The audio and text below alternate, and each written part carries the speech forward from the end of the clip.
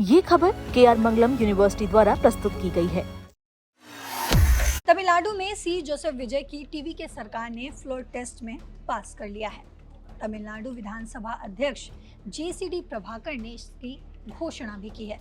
विश्वास मत के समर्थन में 144 विधायकों ने वोट दिया, जबकि विरोध में 22 वोट पड़े। इसके अलावा 5 विधायक गैर मौजूद रहे। इससे पहले जब फ्लोर टेस्ट की कार्यवाही चल रही थी, उसमें कांग्रेस और वामपंथी दलों ने सरकार को समर्थन दिया, जबकि आपको बता दूं कि विपक्षी DMK ने सदन से वॉकआउट कर लिया और मतदान में हिस्सा नहीं लिया। वहीं BJP अपने एकमात्र विधायक के साथ तटस्थ रही।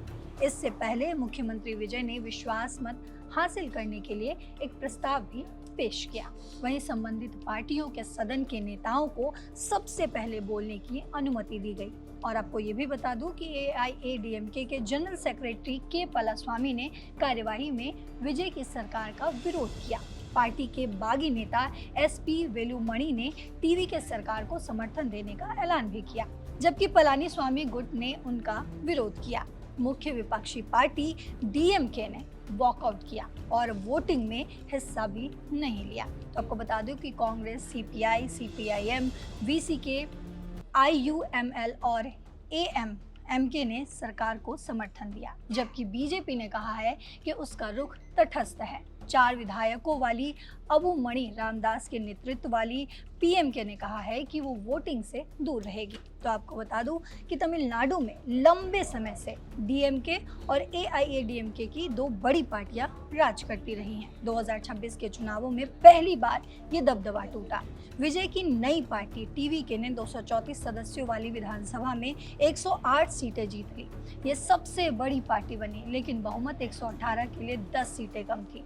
विजय ने कांग्रेस, कम्युनिस्ट पार्टियों जिसमें CPI, CPIM, VCK और IUML जैसे छोटे दलों से समर्थन मांगा। कांग्रेस ने 5 विधायकों के साथ शर्तों के साथ समर्थन दिया, मुख्य रूप से धर्मनिरपेक्ष सरकार बनाने के लिए। इस तरह TVK की ताकत 113 के आसपास पहुंच गई। फिर AIADMK में फूट पड़ गई। AIADMK के एक गुट ने, जिसकी अगुवाई CV षणमुगन और SP वेलुमणि जैसे नेताओं ने की, विजय सरकार को समर्थन देने का फैसला किया। उन्होंने कहा कि जनता का जनादेश स्वीकार करना चाहिए।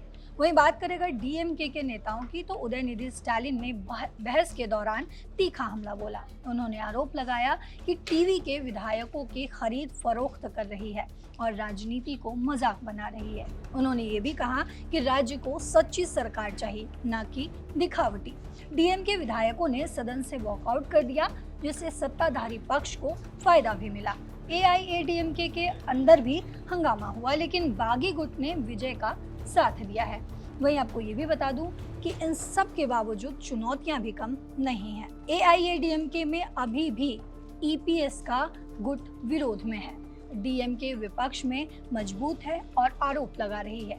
नई सरकार को प्रशासन संभालना, रोजगार, बिजली, महिलाओं की सुरक्षा जैसे वादों को पूरा करना है। विजय ने पहले ही 200 यूनिट मुफ्त बिजली, महिलाओं की सुरक्षा, फोर्स और ड्रग विरोधी टीम बनाने के आदेश दिए हैं। तो फ्लोर टेस्ट पास होने के बाद विजय सरकार अब स्थिर हो गई है, लेकिन राजनीति में कुछ भी स्थायी नहीं है। आने वाले दिनों में बजट, नीतियां और विपक्ष के हमले देखने को मिल सकते हैं।